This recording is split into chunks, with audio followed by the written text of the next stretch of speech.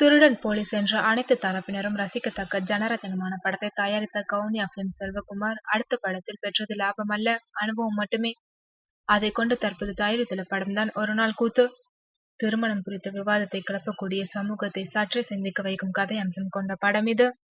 திருமணம் என்கின்ற ஒரு நாள் கூத்திற்கு இந்த சமூகம் கொடுக்கும் முக்கியத்துவம் குறித்து முகத்தில் அறையும் படம். ஒரு நாள் கூத்து படத்திற்கு பல்வேறு வழிகளில் விளம்பரங்கள் செய்து மிரட்டிக் கொண்டிருக்கும் கவுனியா பிலிம்ஸ் புதுமையான முறையில் தங்கள் விளம்பர வித்தகத்தை காட்டியிருக்கின்றனர். அதாவது தலப்பாக்கட்டி பிரியாணி கடைகளில் டேபிளில் விரிக்கும் பேப்பரில் ஒரு நாள் கூத்து படத்தின் விளம்பரத்தை அச்சிட்டு அசத்தியுள்ளனர். சிக்கனையோ மட்டனையோ ஒரு கை பார்ப்பதற்கு முன் ஒரு நாள் கூத்து போஸ்டரை மக்கள் கண்டிப்பாக பார்த்தே தீர்வார்கள் என்ற எண்ணத்தில் இப்படி ஒரு வழியை கண்டுபிடித்திருக்கின்றனர் படக்குழுவினர்.